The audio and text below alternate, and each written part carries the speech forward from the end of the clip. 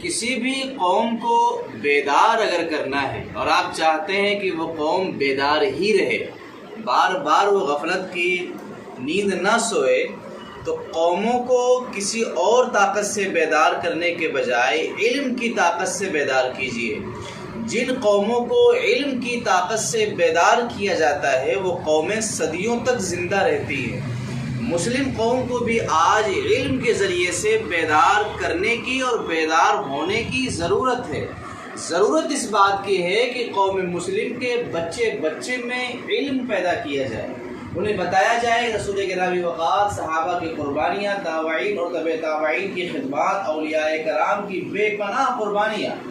اور مجاہدین اسلام کی شہادت، غازیان اسلام کی بہادری،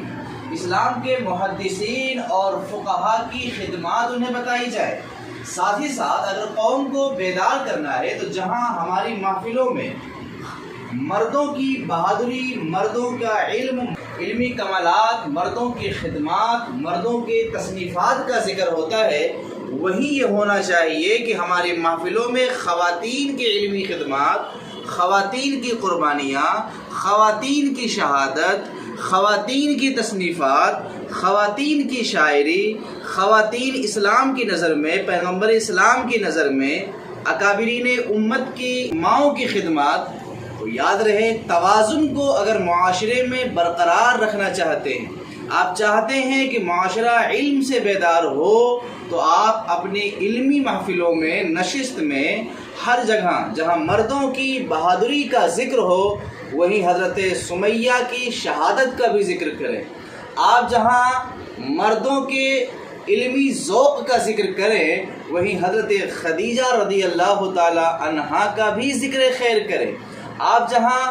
مرد فقہا کا ذکر کرتے ہیں وہی خواتین میں سیدہ عائشہ صدیقہ کی خدمات کا بھی ذکر کریں، کیونکہ اسلام کی نشر و اشاعت میں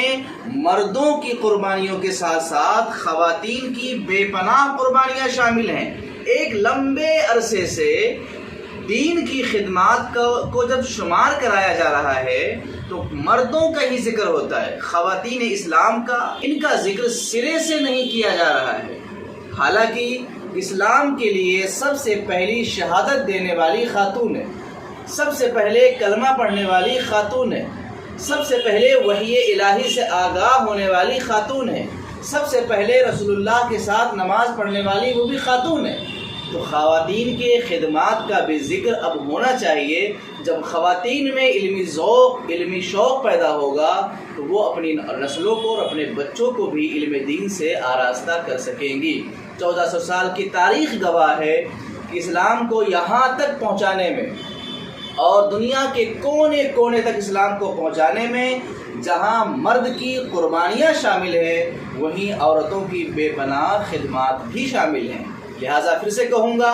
قوموں کو اگر بیدار رکھنا ہے کہ صدیوں تک قومیں بیدار رہے تو کسی اور طاقت سے نہیں، علم کی طاقت سے قوموں کو بیدار کیجیے۔ حسبی ربی جل اللہ ما فی قلبی غیر اللہ